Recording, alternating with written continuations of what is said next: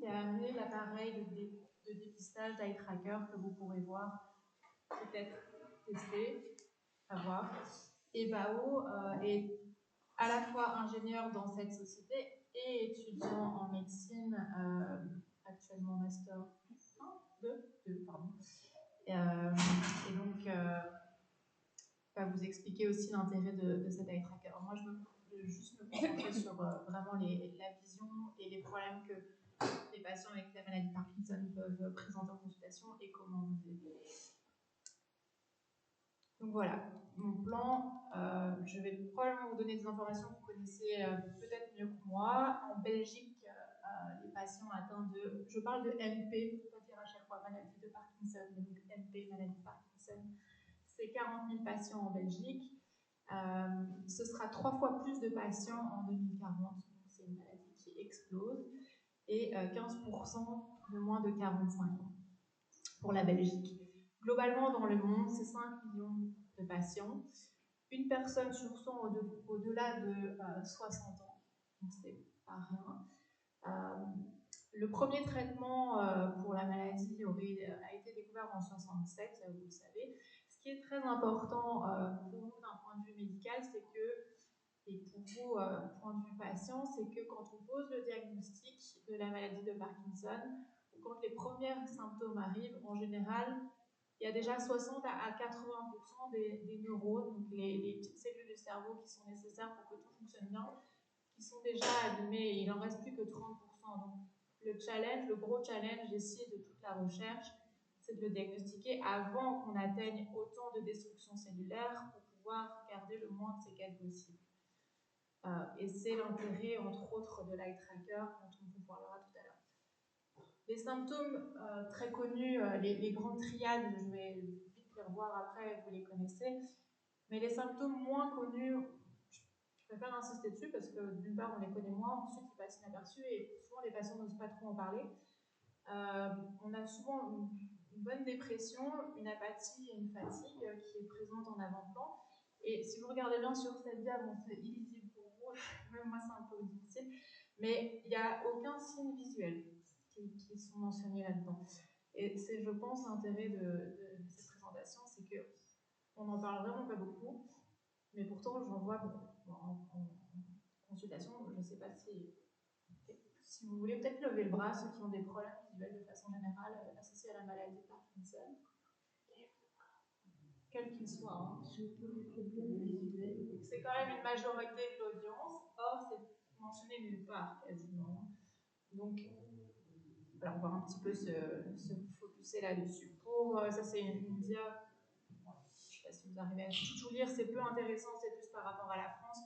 Mais ça insiste beaucoup sur le fait qu'elle augmente en termes de diagnostic, qu'il y a 2,5 fois plus de cas qui sont recensés en 25 ans. Donc une augmentation qui est estimée à 30% en fait à l'horizon 2030, donc c'est vraiment énorme. Si vous voulez plus d'informations sur les causes, je pense qu'il y a pas mal de sites qui sont très bien faits, mais on parle beaucoup maintenant des pesticides et de l'environnement. Et donc ici, pourquoi parler de la vision à la maladie de Parkinson? C'est pas un symptôme très connu dont on parle beaucoup, comme je viens de vous dire. Pourtant, ça impacte, un problème visuel va toujours impacter énormément sur le quotidien. Parce qu'en fait, si on ne sait pas bien voir, on ne peut pas se préparer à manger, on ne peut pas se déplacer, on ne peut plus conduire, on ne peut pas lire. Donc ça impacte à peu près tout sur notre quotidien. Et la prévalence est en fait assez élevée. Ça varie un peu en fonction des études, mais je crois que quand vous avez levé la main, c'était assez représentatif. Ça varie entre 50 et 80%, ce qui était plus ou moins le cas quand on a fait le petit test. Les facteurs contributifs de cette prévalence des symptômes visuels, c'est la fréquence, l'intensité des symptômes qui augmente avec l'évolution des maladies et surtout lors des phases les plus avancées. Il y a un intérêt en plus de s'intéresser à la vision qui est très particulier, j'en parlerai pas, sauf si vous avez des questions précises là-dessus. C'est pour la maladie de Parkinson+, qu'on appelle aussi la paralysie supranucléaire progressive, ou la maladie de Stevens-Richardson, vous avez peut-être entendu parler de ça, qui est une maladie un petit peu plus agressive que Parkinson et qui atteint énormément les yeux et la fonction motrice. que moi je vois beaucoup en consultation, et pour ça, encore une fois, l'eye tracker est vraiment très utile. J'en parle pas volontairement parce que c'est très médical, mais si vous avez des questions après, je peux toujours y répondre. Alors là, c'est visible pour vous, j'imagine, voilà. C'était juste pour décrire les plaintes recensées. Il y a eu toute une étude qui a été faite assez récemment, en 2023, qui recensait toutes les plaintes des patients avec maladie de Parkinson en termes juste de vision. Je vais vous les lire, hein, pour les plus fréquentes. Donc, on avait 40% de problèmes de lecture et de rester sur la même ligne à la lecture. Les patients décrivaient beaucoup des dancing letters, c'est les lettres qui dansent. Ils n'arrivaient pas à ne pas switcher de mots, donc ils sautaient des mots les uns après les autres. Ils avaient des difficultés à trouver le début de la prochaine ligne dans un texte où il y a des paragraphes. Tout ça, c'est pour 35% globalement des plaintes. Après, évidemment, tout ça introduisait de la fatigue. Il y avait pas mal de double vision, 20%. Qu'est-ce qu'il y avait d'autre? Oui, ça, après, c'est plus des problèmes d'acuité visuelle, donc des lettres trop petites ou des choses comme ça je vais y revenir. Ici, dans l'assemblée, est-ce qu'il y a des personnes qui ont des difficultés à la lecture?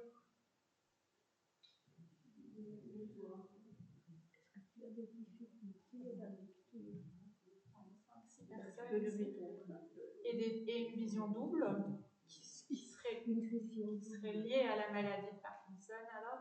Ouais, donc c'est globalement, on rentre dans les chiffres. Ici, c'était juste une petite dia pour un petit peu expliquer aussi l'intérêt plus global de la... Moi, je suis neuro-ophtalmologue, et donc je ne fais pas que la vision et pas du tout que la maladie de Parkinson, mais il y a plein de biomarqueurs, on appelle ça des biomarqueurs, ce sont des critères médicaux en ophtalmo et en neuro-ophtalmo qui sont très intéressants.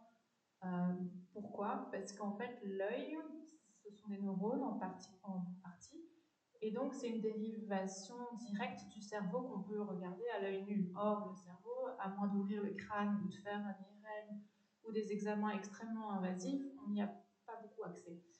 Donc l'œil, c'est vraiment comme une fenêtre sur le cerveau, et c'est beaucoup plus facile d'aller étudier les structures de l'œil pour ensuite déterminer comment va le cerveau que l'inverse, d'aller directement voir le cerveau. Et donc j'en parlerai pas ici, mais juste pour information, on étudie aussi des petites parties de rétine qui peuvent dire, en fonction de l'état de santé de cette partie de rétine, donc c'est la partie qui tapisse l'œil. Dans votre œil, vous avez vraiment un tapis dans l'œil de plein de photorécepteurs qu'on appelle la rétine. Et si on étudie vraiment cette rétine en scan et en échographie, ça prend 1 minute en consultation, c'est $1, il faut juste pas bouger. Et on peut extrapoler l'état de santé du cerveau sur plein de maladies. Ça marche très très bien dans la sclérose en plaques, par exemple. Ça marche très très bien pour tout ce qui est AVC, et il y a énormément d'études maintenant qui commencent sur la maladie d'Alzheimer, la maladie de Parkinson, etc. Donc c'est vraiment une porte ouverte sur le cerveau, en fait. D'où l'intérêt d'étudier les troubles visuels. Je vais juste faire un tout petit rappel pour être sûr que tout le monde sait de quoi je parle en termes de maladie de Parkinson et de la fonction visuelle.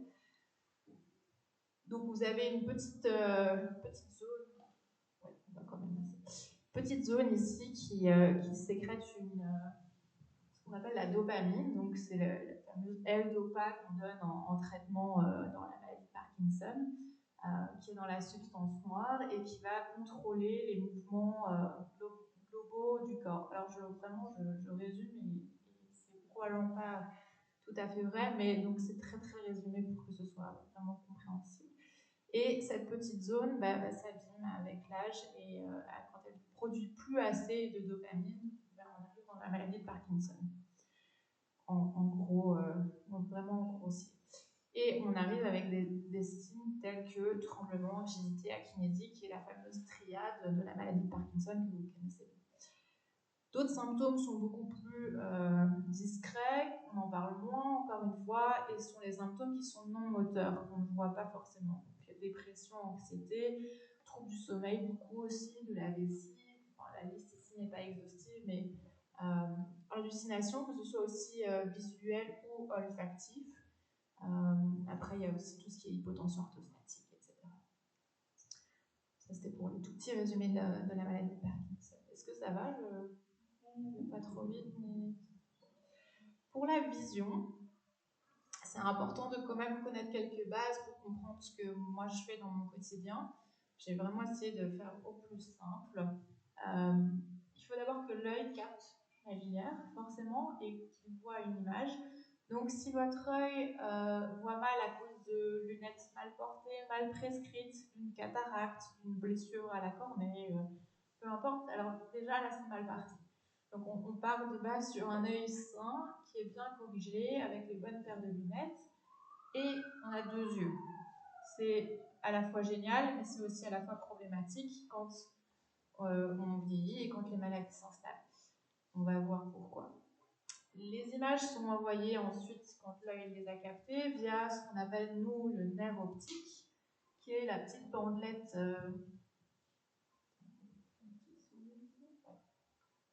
Voilà, la petite bandelette ici, là, c'est comme une espèce d'autoroute qui va amener toute l'information visuelle que l'œil a vue à l'arrière du cerveau. Donc, l'aire de la vision, chez tout le monde, c'est à l'arrière du cerveau, au niveau occipital.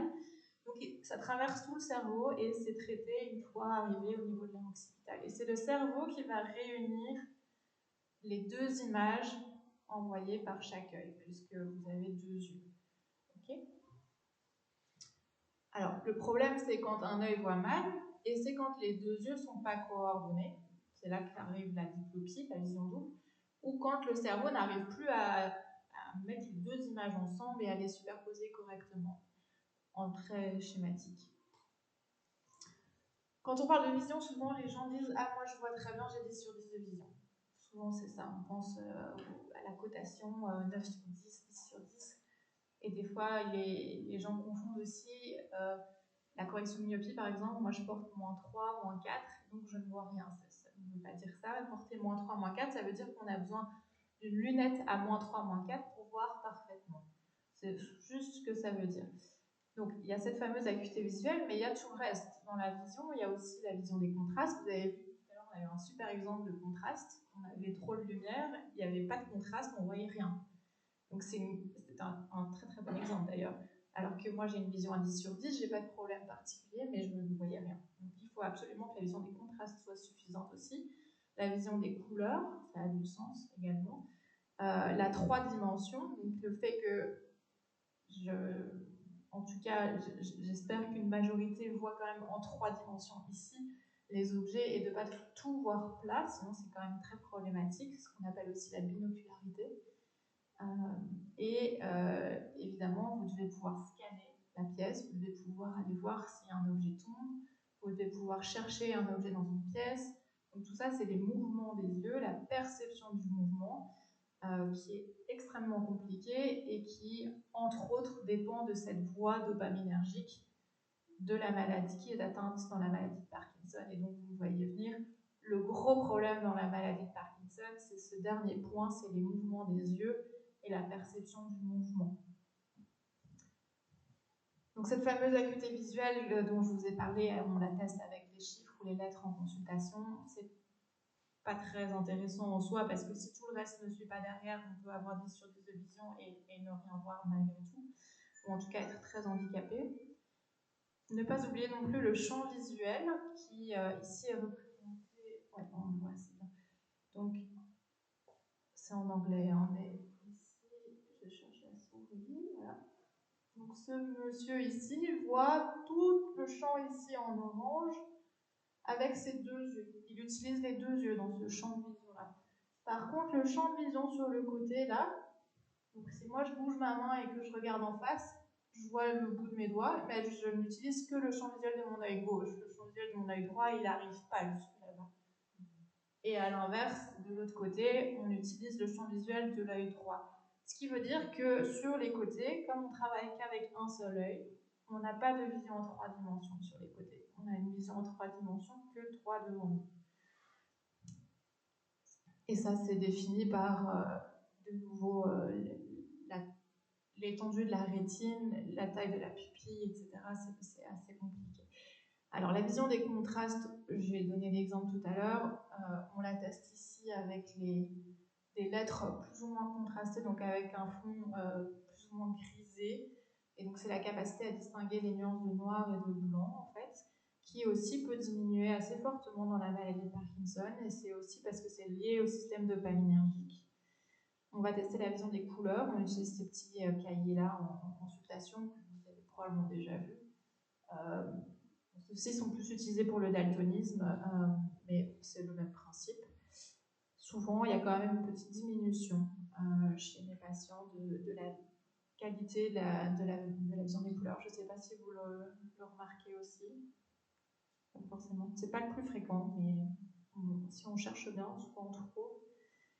Alors, on va tester cette fameuse vision en 3 dimensions en utilisant des petites plaques comme ça, où il y a des petites images qui ressortent, que vous devez chercher et nommer. Et ça ne fonctionne que si vous avez deux bons yeux qui travaillent ensemble et le cerveau est capable de remettre ces deux bonnes images ensemble en une. La perception du mouvement et les mouvements oculaires, donc comme je vous ai dit, c'est capital et c'est fort dépendant de toute la voie dopaminergique. Et c'est ce qui vous permet, par exemple, de suivre un défilement d'images. Si vous regardez les gens dans le train ou le tram, vous voyez souvent les yeux qui font des petits mouvements comme ça. On appelle ça un nystagmus. C'est réflexe, donc c'est pas inhibé, donc c'est quelque chose de normal que tout le monde a, et qui, s'il disparaît, n'est pas normal. Pourquoi? Parce que quand on est dans le train et qu'on regarde dehors, on va essayer de suivre, par exemple, une personne qui marche sur le trottoir, mais le train, il avance. Et donc, l'œil, il est obligé de suivre. Et puis, à un moment, il est bloqué par l'orbite, par l'os. Il ne peut pas faire 360. Et donc, il revient à sa position initiale. Et donc, vous voyez des mouvements comme ça. Ça, c'est normal. Ça veut dire que l'œil voit bien et il est capable de refixer sur quelque chose qui l'intéresse ensuite. Ça a tendance à disparaître dans certaines pathologies. Et donc, quand il n'est plus là, ça c'est très problématique parce qu'alors les patients ne savent plus du tout dans quel sens ils se déplacent, ne savent plus du tout si c'est eux qui sont en mouvement ou l'inverse, ne savent plus se repérer dès qu'il y a quelque chose qui bouge. Et c'est comme si vous étiez en permanence en état d'ébriété. C'est hyper désagréable. Entre autres, bon, ça c'est un exemple parmi tant d'autres, mais le défilement sur l'image de l'image sur la rétine permet aussi, par exemple, de faire des exploits comme l'athlète Simone Biles et de faire des acrobaties dans tous les sens et de savoir parfaitement où elle se situe à chaque moment de son mouvement parce qu'elle utilise la vision pour se repérer et une incroyable oreille interne. Donc tout ça est vraiment nécessaire si on veut pouvoir fonctionner dans une vie quotidienne. Je ne vais pas rentrer dans le détail des muscles, c'est juste pour vous montrer qu'il y en a beaucoup et qu'il y a différents types de mouvements que j'introduis ici pour qu'après Bao et Jean-Baptiste aient le champ libre. Quand vous bougez les yeux, tous ces mouvements que j'ai listés ici, poursuite, saccade, fixation, convergence, divergence, et les réflexes sont capitaux. Il suffit qu'il y en ait un qui ne fonctionne pas bien et ça ne va pas bien se passer pour le patient. La poursuite, c'est quand vous essayez de suivre un avion dans le ciel, par exemple, une cible qui se déplace relativement lentement. Vous allez me dire, oui, c'est un peu comme tous les jours, là, vous suivez mon bras, ok, mais en fait, au final, on s'est rendu compte que dans le quotidien, on faisait surtout énormément de saccades. Les saccades, c'est des mouvements extrêmement rapides, c'est les plus rapides du corps humain, et ça permet de fixer tout le temps l'objet qui m'intéresse. Si on ne fixe pas tout le temps l'objet qui m'intéresse, alors il devient flou et il n'a plus d'intérêt à être regardé. Et donc ces petites saccades vous permettent de garder cette vision précise tout le temps, tout le temps, tout le temps. C'est ce que vous utilisez quand vous lisez. Passer d'un mot à l'autre, d'une ligne à l'autre, d'une lettre à l'autre, tout ça, ce ne sont que des saccades. Par exemple, si vous entendez quelque chose qui tombe dans le coin de la pièce, vous allez faire un mouvement de saccade, un mouvement rapide pour aller voir quel objet est tombé par terre, par exemple. La convergence est très utile, on va le voir dans la vision de près. Quand on passe de loin à près, on a un mouvement qu'on appelle de convergence, c'est-à-dire que l'œil louche un petit peu et c'est nécessaire pour avoir le focus net sur la lecture. Donc, tous ces mouvements-là peuvent être atteints dans les maladies neurodégénératives, globalement, pas que dans les maladies de Parkinson. avec des patterns, donc avec un schéma très particulier dont on parlera probablement. Je ne vais pas montrer cette vidéo, c'était juste pour un examen normal, c'est pas très utile. Donc ces fameux troubles oculomoteurs qui arrivent dans la MP, c'est quand même 50% des patients en fonction des études. Et souvent, le patient va décrire une sorte de le patient ou plus souvent encore même les accompagnants vont décrire une sorte de paralysie du regard, comme si le patient était un petit peu figé et que les yeux avaient un peu perdu le peps. C'est comme ça qu'ils le décrivent.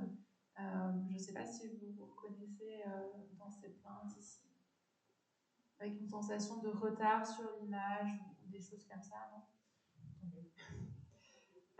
Mais donc ça, c'est de nouveau fortement lié à la dégénérescence des circuits qui sont responsables du mouvement. Souvent aussi, il y a beaucoup de difficultés à juger les distances vers un créneau en voiture, par exemple, ou estimer la distance d'une marche sur un trottoir, par exemple, et la fameuse vision double que beaucoup de personnes visiblement décrivent ici. Ce qui est très compliqué pour le coup, au final, c'est descendre des escaliers. Je ne sais pas si, à part évidemment le fait qu'il y a la kinésie qui se surajoute, etc., mais descendre des escaliers, c'est décrit comme vraiment très difficile parce que les profondeurs de chaque marche sont impossibles à estimer. Et il y a aussi une question de contraste et puis la conduite. On a aussi ce phénomène ici que j'ai enregistré chez un patient dans ma consultation. Vous voyez, là, il fait toujours des petits allers-retours, il n'est jamais tout à fait immobile. Je ne sais pas si vous voyez ça quand même. Je vais mettre juste encore une fois. C'est pas parce qu'il n'est pas de bonne volonté, hein. Il était très concentré, il devait fixer un petit point qui ne bougeait pas. Et au final, son œil fait toujours des tout petits allers-retours. C'est ce qu'on appelle des ondes carrées. Et c'est assez typique des débuts de maladies neurodégénératives. Donc, moi, si on me demande de fixer un point, mon œil, en théorie, ne devrait pas du tout bouger. À l'œil nu, on ne le verrait pas, en tout cas. Et ces petits mouvements ici d'intrusion saccadique, on appelle ça comme ça, sont des prodromes et des prémices à la maladie que souvent, nous, on voit en consultation avant même que le patient soit diagnostiqué. Le problème, c'est que je ne peux pas faire grand-chose de ça pour le diagnostic parce que c'est pas en général, quand on va aller faire, par exemple, un PET scan, il va revenir négatif et pas positif pour la maladie parce qu'on est encore trop précoce par rapport à ce que l'imagerie est capable de nous montrer. Et c'est là qu'intervient vraiment les nouvelles technologies, je pense. Ici, j'ai une vidéo d'un patient qui avait donné son accord pour être filmé. C'est juste pour illustrer la difficulté du mouvement des yeux. Il est supposé suivre mon doigt, qui va vraiment aller très loin. Et je ne sais pas si vous êtes capable de voir le problème, en tout cas, je vous le décris. Il suit difficilement quand même, il rattrape souvent plutôt que le doigt. Il fait des allers-retours, c'est pas fluide, c'est pas lisse. Ça, c'est ce qu'on appelle une poursuite saccadée. Et c'est ce qui fait que se déplacer, entre autres, est difficile pour lui. Et puis là, aller vers le haut, c'est compliqué. Il y va plus ou moins avec un œil, mais pas avec l'autre. Et donc, regarde en haut, il voyait double, par exemple. Donc ça, c'est aussi un début de maladie de Parkinson qu'on a diagnostiqué en consultation de neuro-ophtalmologie et pas en neurologie, par exemple. Après, j'ai fait plein de petits examens qui ne vont pas vous intéresser. Si on enregistre les mouvements de ce monsieur en termes de vision rapide, enfin de mouvement rapide, donc de saccade, on aura des patterns, des schémas très particuliers comme celui-ci. Je ne rentre pas non plus dans le détail, mais le schéma gris, je ne sais pas si... Ouais, non, vous ne pouvez pas le voir non plus. Peu importe, mais si on est capable d'enregistrer avec cet appareil ces petits mouvements très rapides, et ça donne un schéma de ce genre-là quand c'est pathologique, et qui signe la maladie. Donc ça, c'est les fameuses intrusions saccadiques, ondes carrées et poursuites des saccades dissymétriques, peu importe. Pour vous, ce qui vous intéresse, vous allez me dire, c'est comment est-ce qu'on fait pour aller mieux et pour ne plus se plaindre de vision double et pour continuer à avoir une qualité de vie correcte. Et c'est ce que moi je fais beaucoup en consultation. Pour la vision double, qui est quand même une grosse plainte, et qui vient donc de cette atteinte dopaminergique, on utilise énormément les prismes en consultation. Est-ce que quelqu'un a des prismes? Ça vous aide? À la lecture ou de loin aussi? Plutôt de près, alors un peu plus en intermédiaire. Donc voilà, c'est typiquement des choses qu'on va faire au cas par cas. Donc ça dépend vraiment du patient et de la plainte et de ce qu'il fait dans la vie quotidienne. Si c'est un patient qui passe beaucoup de temps sur ordinateur et qui est gêné à l'ordinateur, alors on va essayer d'adapter les lunettes pour ordinateur. On supprime les progressifs. Ça, c'est vraiment notre pire ennemi quand il y a une maladie neurodégénérative, parce que les progressifs, vous en avez probablement. Oui. Ouais. Les progressifs, la première paire, on a du mal à s'y habituer. Je pense que tout le monde s'en rappelle, de la première paire de progressifs. Et quand on s'y est habitué, bon bah tant mieux, mais une fois que la maladie neurodégénérative est présente, la difficulté dans ces progressifs, c'est que sur tout le verre, vous allez avoir des focus différents. Et donc si vous avez déjà une difficulté à aligner vos deux yeux et qu'en plus de ça, on vous met une béquille par derrière qui dit que le focus doit être pile millimétriquement à ce niveau-là et pas à ce niveau-là, votre vision sera floue et ça ne marchera pas. Et donc, le moyen le plus bête, c'est de donner des unifocaux. Et bon, alors ça, c'est un peu difficile de repasser à des unifocaux quand on a eu la qualité et le confort de progressif, mais si on supporte plus les progressifs, au final, en fait, les patients, après quelques semaines d'essai, ils sont quand même bien contents de pouvoir relire correctement sans trop fatiguer. Ça diminue quand même fortement la fatigue visuelle à la lecture. Je sais qu'il y en a quelques-uns qui ont dit qu'ils étaient fatigués à la lecture. En tout cas, que la vision fatiguée, c'est vraiment un des premiers traitements, c'est repasser à des unifocaux et éventuellement aider avec des petits prismes pour que vraiment ces deux images, donc les deux yeux travaillent bien ensemble et que le cerveau ait plus d'efforts à faire. Et donc ces prismes, on les teste en consultation avec des barres comme celle-ci. Enfin, c'est l'image ici à votre droite, qui me permet de savoir exactement ce qu'il faut au patient. Et puis ensuite, on envoie à l'opticien. L'opticien, soit il inclut le prisme dans le verre, donc c'est quelque chose que vous voyez juste en termes d'épaisseur de verre, soit on colle quelque chose sur le verre, comme un film cellophane, si vous voulez. L'avantage de ce prisme qu'on colle, c'est qu'on peut le décoller et le jeter, et que ça coûte pas très cher. Le désavantage, c'est que c'est comme je vous ai dit, un peu du cellophane, et donc c'est fou. Devant un œil, c'est pas très confortable. Et plus le prisme sera de correction élevée, et plus le cellophane sera épais et flou. Donc, on a plutôt tendance à faire un petit essai avec ce fameux cellophane, et puis après à passer avec les prismes dans le verre. J'opère pas, par contre. Il y a certains patients qui voient double que j'opère, mais je n'opère pas quand c'est dans le cas d'une maladie neurodégénérative parce qu'il y a ce côté évolutif. Et donc, si j'opère un patient à un temps T d'un degré donné de vision double, 3 mois plus tard, c'est possible que ça ait progressé et que ma chirurgie ne sert plus à rien. Donc, on n'opère pas dans ces cas-là. Les problèmes de convergence, je vous en ai parlé, et c'est les mêmes traitements avec les lunettes. Ici, j'ai mis un petit exemple, si vous n'arrivez pas à lire, pas de panique, c'est normal. Tout au-dessus, c'est un exemple d'insuffisance de convergence. Donc, je vous ai dit, quand vous regardez au loin et puis de près, vos yeux vont loucher un petit peu. Et c'est nécessaire pour pouvoir bien lire. Quand il n'y a pas cette convergence parfaite, mais passer de loin à de près est difficile et on a des choses comme ça qui apparaissent.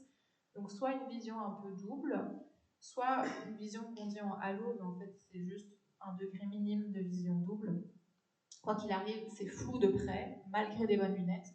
Et ça se corrige aussi avec l'aide de petits prismes et évidemment des unifocaux. Vous avez compris, les progressifs, c'est pas mes copains. En tout cas pas dans ce cas-là, et c'est vraiment pour faciliter ce confort visuel. Vous avez des questions pour ce... Oui.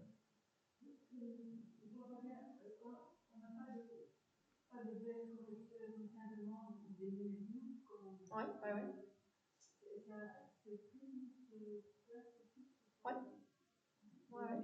Il n'y a pas besoin d'avoir des belles lunettes d'opticien pour mettre un prisme. Il faut juste Vous n'avez pas compris, j'ai pas entendu.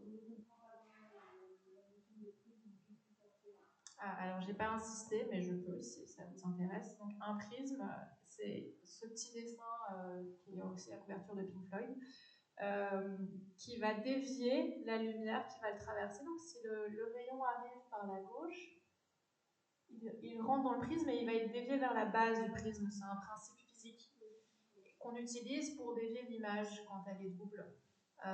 Et donc ce gros prisme que vous voyez ici, on est capable de l'intégrer en tout petit dans le verre de la lunette pour dévier l'image en fait. C'est un principe physique de déviation de l'incidence de la lumière. Après, pour rentrer plus dans le détail, c'est compliqué là ici maintenant, mais le principe c'est vraiment dévier. Et alors là, c'est mon exercice à moi, c'est de savoir dans quel sens on doit le mettre. Mais c'est pour ça qu'on vient en consultation. Et à quel point on doit dévier. C'est de nouveau quelque chose qu'on fait en consultation. Une chose aussi qui n'est pas négligeable sont les hallucinations visuelles. Personnellement, moi je le demande toujours en consultation parce que c'est pas quelque chose que les patients vont spontanément dire, je pense. De temps en temps, les accompagnants le mentionnent, mais c'est quelque chose qui est encore un peu tabou. Pourtant, souvent, le fait juste de le mentionner, ça rassure le patient. Le fait de demander activement est-ce que vous voyez des choses que souvent les patients sont tout à fait au courant que ça n'existe pas, qu'elles ne sont pas là, mais ils vivent avec, mais ils ne le mentionnent pas. Et donc on demande souvent s'il y a des hallucinations visuelles. Et dans le cas de la maladie de Parkinson, c'est pas des choses qui sont terrorisantes, c'est souvent des animaux ou des personnes connues qui ne devraient pas être dans la pièce à ce moment-là, ou qui sont, voilà, par exemple la dame debout sur la chaise, qui sont dans des positions un peu bizarres. Mais souvent, rien que le fait de le demander et de dire, en fait, c'est décrit et c'est quelque part normal dans la maladie, ça rassure le patient. Mais ça, je crois que c'est vraiment important de, même dans votre entourage, si vous êtes accompagnant, c'est vraiment important de le savoir. Parce que des fois, ça peut devenir vraiment perturbant, ça peut être source de confusion.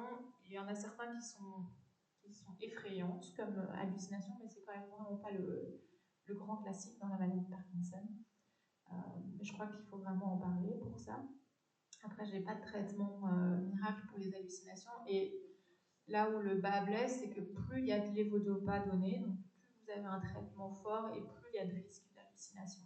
Je crois que c'est pour ça aussi qu'il faut vraiment au moins prévenir. Ce qu'on voit énormément aussi, et là c'est quasi tout le monde, enfin, je pense, c'est les yeux secs. Est-ce que vous avez les yeux secs? Oui. C'est un grand classique de. Moi j'ai les yeux secs, c'est un grand classique de la population en général actuellement. La pollution, l'air clos, beaucoup de choses qui sont les lentilles, les grands voyages en avion, tout ça sont des choses qui sont extrêmement attaquants pour l'œil. Et en ayant une maladie de Parkinson, on a un clignement, le fait de fermer les yeux, qui permet de répartir la larme sur toute la surface de l'œil, qui est beaucoup diminuée, et donc la larme ne va pas se répartir sur l'œil, et l'œil sera sec. Ça, c'est des choses qu'on voit tout le temps en consultation, et la bonne nouvelle, c'est qu'il y a quand même un traitement, que sont les larmes artificielles, et ça, il ne faut pas hésiter à en abuser et abuser. Parce que ça peut vraiment donner des gros problèmes d'érosion, d'abcès, et enfin, ça peut partir vraiment dans des sphères très compliquées. Donc ça, il ne faut pas hésiter à... C'est en pharmacie, en vente libre, ça coûte un peu cher. Mais je sais que c'est remboursé par certaines assurances. C'est aussi un œil sec. Ouais. Si les larmes sont sur les joues, c'est qu'elles ne sont pas sur l'œil. Or, une larme est supposée rester sur l'œil. Non, c'est parce que votre qualité de larme est amoindrie. Il n'y a plus la partie lipidique, la partie grasse. Enfin, je ne rentre pas dans le détail, mais une larme, c'est plusieurs parties. C'est une partie aqueuse, une partie mucinique et une partie lipidique, une partie graisseuse. Et les trois sont nécessaires pour que ça fasse vraiment un beau film et que ça ne coule pas, comme vous dites, ou que ça à l'inverse, ça ne s'évapore pas trop vite.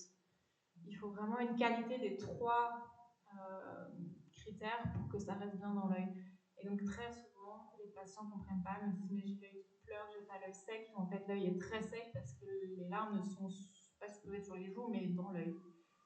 Donc ça aussi, il faut bien mettre les larmes. La sensibilité à la lumière, ça c'est pas du tout spécifique de la maladie de Parkinson non plus, mais elle est quand même fortement décrite. C'est toute atteinte du système nerveux central, donc du cerveau, et toute atteinte du nerf optique. Et pour ça, en fait, il n'y a pas de remède miracle autre que les lunettes de soleil ou les filtres. Les filtres sont des verres teintés un peu bleu orangé comme ça qu'on peut retrouver des fois vous voyez dans la rue, et qui quand même aident bien. Donc si vous êtes très photophobe au point où quand il n'y a pas les couvertures ici, vous êtes ébloui, ça peut aider vraiment, les filtres. Et ça se teste chez l'opticien et c'est un filtre de confort, donc c'est vous qui devez les essayer et voir lequel vous convient le mieux. De même pour l'altération de la vision des contrastes, c'est aussi beaucoup aidé avec les filtres. Les facteurs de risque de progression, ça je vous en avais déjà parlé, donc je ne vais pas revenir. Et donc comment prendre en charge ces troubles de la vision globaux? Je pense qu'il faut de toute façon faire un bilan chez votre ophtalmo. Le mieux est de trouver un ophtalmo qui travaille avec un orthoptiste. Les orthoptistes sont pas des médecins, c'est du paramédical. C'est un peu le kiné de l'œil, si vous voulez. Et c'est lui qui va faire toutes les mesures s'il y a besoin de prisme, entre autres, et adapter les lunettes, etc. Et c'est vraiment la partie la plus importante, j'ai envie de dire, dans les cas comme les patients avec maladie de Parkinson, parce que c'est eux qui vont pouvoir donner les béquilles nécessaires à une qualité de vision améliorée.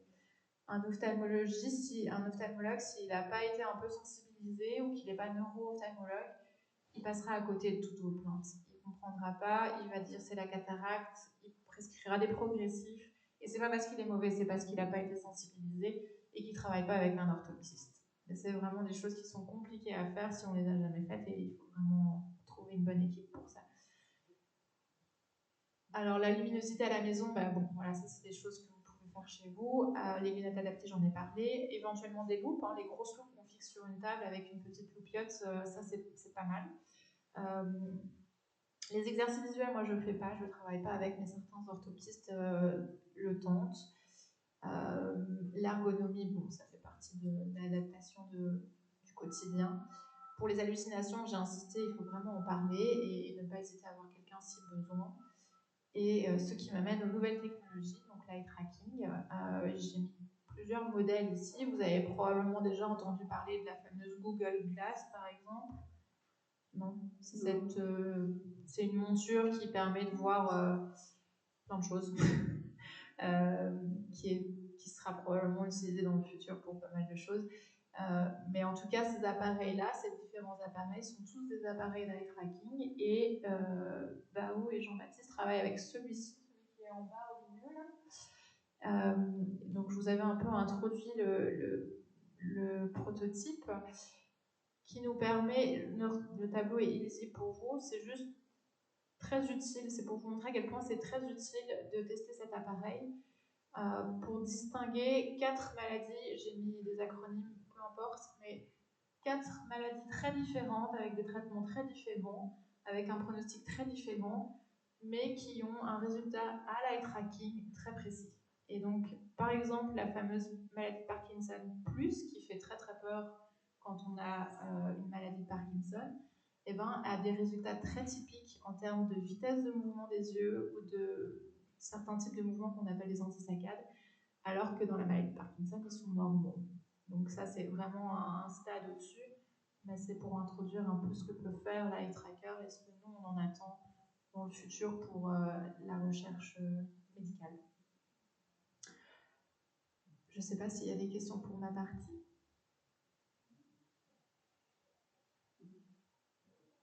Il est possible qu'après l'opération, un développement de la rétine, cataracte, que les transmissions se fassent bien entre le cerveau et donc du coup, la vision, elle est plus du tout comme avant, malgré le fait que l'opération a réussi. Oui, c'est pour ça que les neuro-ophtalmos existent. Et oui, tout à fait. Si vous avez une image de l'œil gauche qui est très très floue parce qu'il y a eu une cataracte ou un décollement de rétine, ou peu importe, un problème d'un œil, et que l'autre œil a une vision parfaite, je vais poser le micro un instant.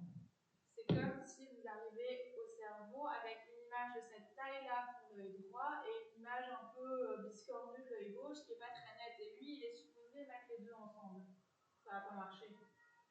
Maladie de Parkinson ou pas maladie de Parkinson. Ça, c'est pour tous les patients. Il faut vraiment que l'image des deux yeux soit le plus possible identique pour que lui il puisse faire la superposition sans effort. Si vous lui présentez un rond d'un côté et un carré de l'autre, bah, le cerveau il va juste mettre un rond dans un carré, mais il n'arrivera pas à faire une image particulièrement efficace.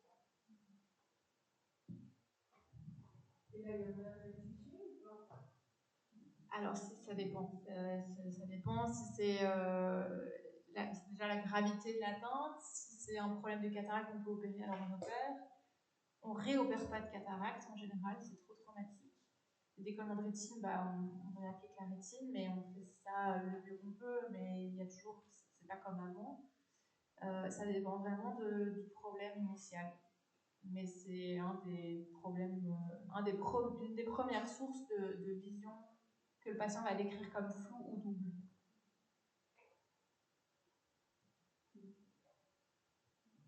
Je te laisse la parole.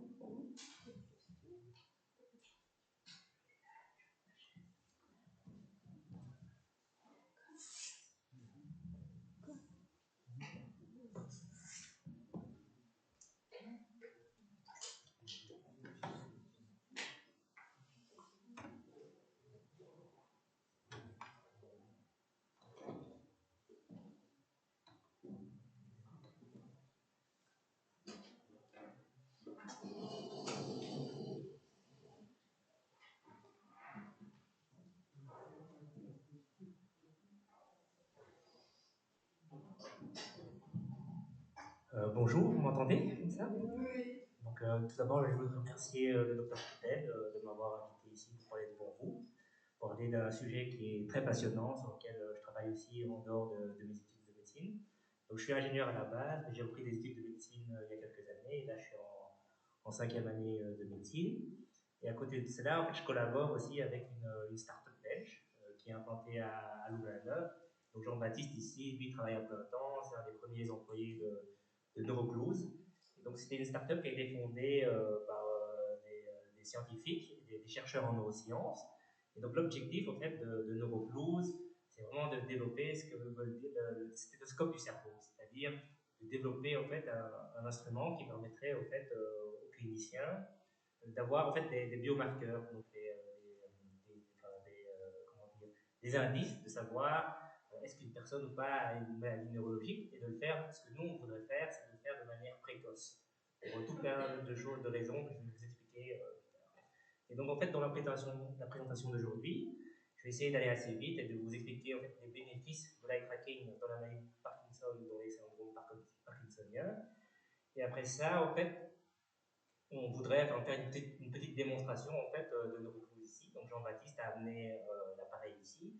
Et donc si l'un d'entre vous veut juste voir en fait, de quel type de test c'est, en fait, vous êtes bienvenu pour le tester. Donc il n'y aura pas d'interprétation clinique derrière, parce qu'en fait nous ce qu'on offre, c'est un outil finalement de biomarqueur clinique, mais cet outil doit être, comment dire, va aider finalement le clinicien à faire son travail, et donc à laisser un diagnostic ou pas. Mais aujourd'hui, on peut quand vous présenter l'outil et vous pouvez voir en fait en quoi consiste ce test, vous regardez un peu comment ça fonctionne. Donc aujourd'hui, enfin, tout d'abord, ici c'est le paradigme actuel, hein, le docteur Coutel en a déjà parlé. Donc aujourd'hui, en fait, au niveau du trajet diagnostique, c'est assez compliqué. Donc il peut être long, il peut être semé de beaucoup d'embûches. Pourquoi? Parce qu'il y a beaucoup de rendez-vous chez différents experts, différents cliniciens. Il y a le besoin de faire beaucoup d'examens complémentaires, que ce soit des IRM, des fonctions lombaires, parfois des biopsies. Et donc, c'est tous les examens qui prennent beaucoup de temps. Et donc, on se rend compte aussi, dans beaucoup d'études, que lorsqu'on détecte la maladie de Parkinson chez une personne, comme le docteur Coutel l'a dit, en fait, il ne reste plus que 30% de neurones DOPA qui sont encore valides. Donc nous, ce qu'on aimerait bien faire, évidemment, c'est essayer de savoir comment créer finalement un outil qui nous permet de pouvoir en fait détecter les maladies, mais de manière beaucoup plus précoce. Pas qu'il y ait 30%, mais beaucoup plus grosses, on ne sait pas quel chiffre, mais au moins on pourra faire quelque chose à ce niveau-là. On se rend compte aussi aujourd'hui dans l'état de l'art, c'est qu'il y a des études qui montrent que dans le diagnostic même, il y a parfois plus de 30% d'erreurs de diagnostic. C'est vrai qu'il y a tout un panel finalement de maladies de Parkinson, hein, donc la maladie de Parkinson atypique, mais aussi toutes les maladies atypiques et atypiques. Et donc en fait, l'objectif c'est d'avoir un outil qui permet d'avoir un diagnostic très précis à ce niveau-là.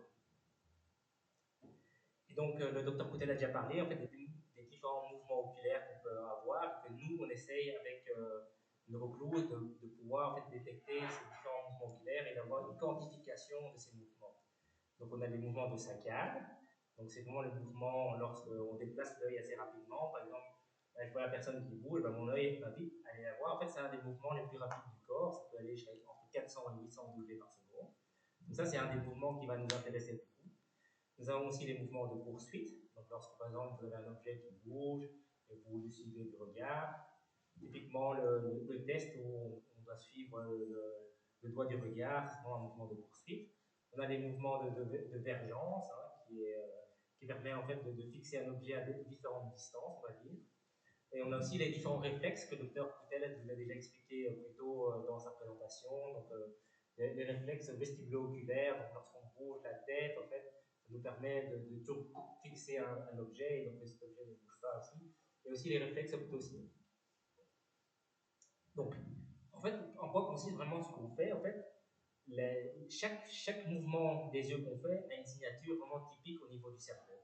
Donc, en fait, il y a vraiment plein de régions dans le cerveau qui vont contribuer à chacun des mouvements oculaires. Par exemple, pour les mouvements des saccades, il y a vraiment certaines zones précises qui vont être utilisées par notre cerveau pour pouvoir engendrer cette saccade. Donc, par exemple, je regarde là, il y a un objet qui arrive ici, mon œil bouge, et en fait, c'est différentes zones précises dans le cerveau qui vont en fait être activées. Et donc, par exemple, dans les mouvements des saccades, on a une zone frontale qui est utilisée pour l'initiation volontaire des saccades. Il y a plein de zones, il y a des zones au niveau du strié, il y a des zones au niveau occipitaux, il y a aussi des zones au niveau du bulbe rachidien, du cervelet. En fait, c'est toutes des zones qui vont être activées lorsqu'on va faire ces mouvements oculaires. Et ce qui est vraiment très intéressant pour nous, c'est pour chacun des différents mouvements que j'ai expliqués, que ce soit des saccades, des poursuites, d'avergence, c'est chaque fois des zones différentes qui vont être activées. Et donc, c'est comme ça que nous, on va essayer finalement de caractériser, de quantifier finalement ces différents mouvements oculaires. Et donc ça, c'est le tableau que le docteur Coutel vous a déjà montré. Bon, il est un peu plus complexe, il y a beaucoup plus de maladies. Sur la partie supérieure, vous pouvez voir en fait, les différents syndromes parkinsoniens et les différentes maladies. Et sur les différentes lignes, on va voir en fait, les différents protocoles qu'on peut tester. Donc nous avons les saccades horizontales. Dans les saccades, on va tester quoi? On va tester la latence, c'est-à-dire le temps qu'on va mettre pour pouvoir déclencher cette saccade. Nous avons la vitesse, nous avons le gain, donc savoir si on va atteindre la cible qu'on veut. Nous avons la même chose pour les saccades verticales, donc des mouvements mais en vertical. Nous avons aussi les anti-saccades, donc c'est on va demander par exemple au patient, au lieu de regarder dans une certaine direction, il va faire dans la direction opposée, donc ça c'est ce qu'on appelle une anti-saccade, et c'est très intéressant aussi pour certaines maladies. Nous avons aussi la poursuite et la fixation.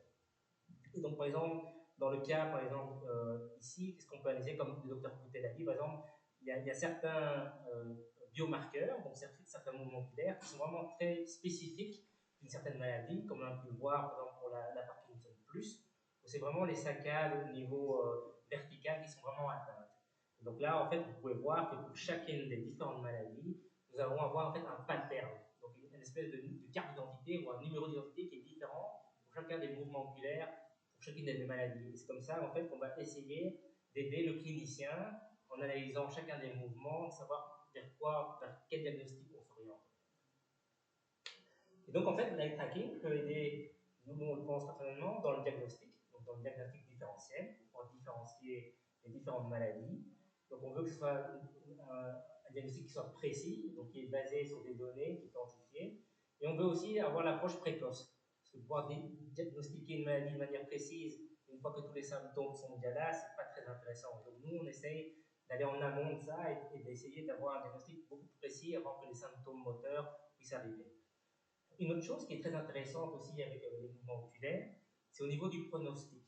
Donc en fait, les mouvements oculaires vont aussi se modifier en fonction en fait, de l'avancement de la maladie. Donc on pourra essayer de voir, en mesurant finalement un instant T, un biomarqueur pour un certain mouvement, de savoir comment il évolue dans le temps avec la maladie. Donc c'est quelque chose aussi qui est très très intéressant pour nous et aussi pour les patients. Et un dernier point aussi qui n'est pas négligeable non plus, c'est vrai que l'eye tracking aujourd'hui ne va pas guérir la maladie. Et ce que nous on peut faire, c'est essayer ici de mieux construire des essais cliniques pour les médicaments. Parce qu'aujourd'hui on se rend compte, enfin j'expliquerai un peu plus tard, aujourd'hui en fait lorsqu'il y a des essais cliniques qui sont en cours, c'est très difficile parce que les patients qui sont mis dans ces essais cliniques ne sont pas homogènes. J'expliquerai plus tard, donc en fait ils n'ont pas le même type de maladie, ils ne sont pas au même avancement, c'est peut-être pas la même maladie. En fait. Et donc, on va insérer des patients dans des essais cliniques qui n'ont pas vraiment cette maladie. Et donc, logiquement, lorsqu'on va leur donner finalement le médicament, bah, ça ne va pas fonctionner. Et donc, dans le diagnostic différentiel, donc dans les syndromes parkinsoniens, en fait, donc ce que nous, on veut, c'est vraiment essayer finalement d'avoir le bon diagnostic pour le patient. Parce qu'en fait, toutes les maladies que vous expliquez, comme le Parkinson+, bien l'atrophie multisystématique, ce sont aussi des patients qui vont avoir des syndromes parkinsoniens et dont les mécanismes biologiques derrière, l'évolution, le pronostic et la prise en charge est totalement différente. Et donc l'objectif, c'est de bien diagnostiquer ces personnes de manière assez précise. En plus, tout cela rentre aujourd'hui dans ce qu'on appelle la médecine personnalisée, où on veut une prise en charge beaucoup plus intensive et aussi beaucoup plus ciblée. Et aujourd'hui, dans les différents guidelines finalement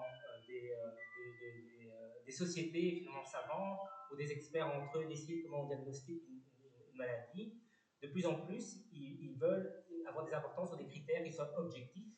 Et donc l'eye tracking aujourd'hui vraiment rentre dans les critères de diagnostic dans des maladies comme le Parkinson+, donc la PSP, ou l'AMS aussi, donc l'atrophie multisystématique. Au niveau du pronostic aussi, donc, ce qui est intéressant en fait avec les mouvements oculaires, c'est qu'ils vont évoluer dans le temps avec la maladie. Et donc, comme c'est un outil qui est simple, en fait, ce qu'on pourrait faire, c'est par exemple, aujourd'hui, en fait, avec les technologies actuelles, on ne peut pas se permettre de faire un DAT scan ou une IRM à chaque patient pour voir au fil des années comment ça va aller, parce que ce sont des examens qui sont fort coûteux et qui ne sont pas forcément très accessibles tout le temps. Ça prend du temps en fait d'avoir une IRM. Et en fait, l'avantage d'un outil comme l'eye tracking, ça permettrait de faire de manière assez rapide, en fait, de faire des mesures chez les patients, en fait, des mesures assez, pour vraiment suivre en fait ce développement. Et aussi, en fait, dans des études, donc, dans une étude en France, on a fait finalement les suivis de patients avec la maladie de Parkinson. Ils se sont rendus compte, en fait, qu'un certain type, donc une antisaccade, donc c'est-à-dire le fait de faire un test antisaccade, c'est-à-dire que lorsqu'on demande au patient, lorsqu'on va lui dire qu'il y a une cible qui a bougé, d'aller en fait porter le regard de l'autre côté, on s'est rendu compte en fait que ce test d'antisaccade était corrélé avec la présence de troubles de marche et de freezing 5 ans après. Donc en fait, des gens avaient fait ce test d'antisaccade, et c'est révélé qu'il y avait des erreurs. Ils ont vu que 5 ans après, les gens en fait développaient des symptômes comme des troubles de la marche et du freezing. Donc ça nous permet en fait de prédire en fait certains troubles qui pourront potentiellement arriver chez les patients. Au niveau des traitements, donc comme je vous l'ai dit, l'eye tracking n'est pas du tout thérapeutique, mais par exemple, une des voies intéressantes dans le traitement, c'est plutôt d'essayer d'améliorer les essais cliniques qu'on a en cours, et en fait d'essayer finalement de sélectionner les patients qui ont la même maladie, qui sont quasi au même stade, qui ont peut-être qui sont des caractéristiques finalement oculomoteurs qui sont semblables, et donc de pouvoir finalement mettre ces patients ensemble pour pouvoir avoir finalement des essais cliniques qui sont beaucoup plus robustes. Et donc ça c'est un des points. Et un autre point où c'est très intéressant, c'est que si comme le light tracking est quelque chose qui est quantifiable et qui sont basés sur des mesures, en fait on pourrait le faire de manière robuste et homogène dans différents centres, et donc d'avoir des essais cliniques multicentriques un peu partout en fait dans différents centres, soit en Belgique ou dans le monde, et d'avoir des mesures qui sont vraiment objectives. Ça c'est vraiment un des points importants. Et donc quand je parle d'eye tracking, c'est pas quelque chose non plus qui est tout nouveau non plus. Hein. C'est basé en fait sur une technologie qui a plus de 50 ans. Mais le souci en fait des anciens eye tracking, je vais dire, c'était qu'on n'avait pas aujourd'hui les puissances de calcul qu'on avait pour pouvoir générer finalement toutes ces données. Et donc, en fait, le clinicien devait se retrouver avec des outils qui étaient vraiment très gros et très coûteux. Et donc, en fait, aujourd'hui, on essaye finalement d'apporter un outil d'eye tracking qui sont vraiment compatibles aujourd'hui avec l'utilisation clinique. Et par exemple, à la clinique Salpêtrière à Paris, donc ils utilisent des outils d'eye tracking depuis plus de 12 ans. Et donc, ils ont utilisé ça sur plus de 6000 patients pour pouvoir faire finalement la prise en charge du diagnostic de certaines maladies. On voit que chez eux, ils utilisent dans 50% de l'eye tracking, ils utilisent c'est dans les syndromes parkinsoniens, ils utilisent ça aussi dans les syndromes cérébelleux et aussi pour d'autres choses. Donc, c'est pas vraiment quelque chose non plus qui est très nouveau, mais nous, ce qu'on essaie avec Neuroclose, c'est vraiment de l'intégrer dans la clinique et que ce soit un outil très pratique qu'on puisse utiliser tous les jours. Et donc, pour résumer un peu, nous, on pense que l'eye tracking est vraiment clé dans le diagnostic différentiel des syndromes parkinsoniens et pour pouvoir prédire finalement les progressions de la maladie, pour aider finalement les décisions thérapeutiques et pour améliorer un jour les résultats cliniques des patients en améliorant les différents essais cliniques. Et en fait, comment fonctionne un eye tracker? Donc après ça, on va vous inviter, Jean-Baptiste, à essayer si vous voulez, hein, vous n'êtes pas obligé, hein, c'est juste pour voir un peu comment ça fonctionne.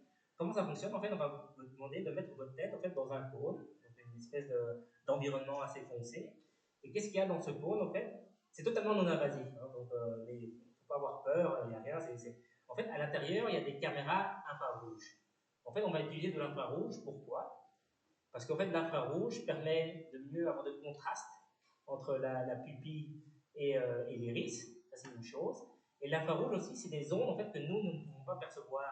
Et donc, en fait, il n'y a pas de biais par rapport à vous, enfin aux patients, lorsque vous allez le faire. Donc, ça ne va pas vous déranger. Et aussi, et donc, en fait, ce qu'on va faire, c'est qu'on va mesurer une certaine réflexion.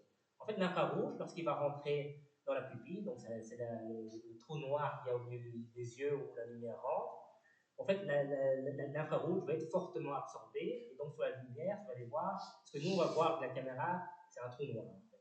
Mais par contre, autour de l'œil, on a ce qu'on appelle la cornée, donc c'est une structure qui est transparente, et en fonction, lorsqu'on va envoyer finalement cette lumière infrarouge, il va y avoir une certaine réflexion. Et c'est ce que vous pouvez voir en fait, dans les différentes images ici, c'est le petit point blanc que vous voyez. Et en fonction en fait, de la position de ce petit point blanc par rapport à la pupille, en fait, on peut, avec des algorithmes, des mathématiques et de la physique derrière, savoir en fait où se trouve finalement, où se déplace votre regard. Et donc nous, par exemple, dans les différents bénéfices cliniques, donc nous, ce qu'on voudrait bien amener avec l'eye tracking au niveau en fait, de la clinique du patient en fait, qui potentiellement a un syndrome parkinsonien, c'est qu'aujourd'hui, en fait, on a l'examen traditionnel moteur que le clinicien va faire, avec les tremblements au repos, avec la plasticité, l'hypertonie, avec la kinésie, l'hyponésie ou la bradykinésie, les 20 scores selon les différentes échelles d'aujourd'hui. Nous, ce qu'on voudrait, c'est amener l'examen oculomoteur aussi. Et dans cet examen oculomoteur, on pourrait amener des fixations. Et donc, comme le docteur Coutel a dit, ben, on verrait finalement des ondes carrées, donc l'œil qui bouge comme ça lorsqu'on demande au patient de fixer. Au niveau des poursuites, si on demande au patient de suivre une cible, on verra que ces poursuites sont vraiment incrustées de saccades. Donc c'est au niveau des saccades, et au niveau des saccades aussi, on peut pouvoir regarder, c'est au niveau des latences, des gains, des différentes vitesses qu'on a. Et donc l'objectif, c'est de compléter finalement l'examen clinique qu'on a aujourd'hui, d'avoir plus d'objectivité, plus de quantification, une plus grande sensibilité et une plus grande reproductibilité avec le suivi du mouvement des yeux ou l'eye tracking. Donc je vais demander à Jean-Baptiste de venir maintenant, de vous expliquer en fait comment se déroule finalement ici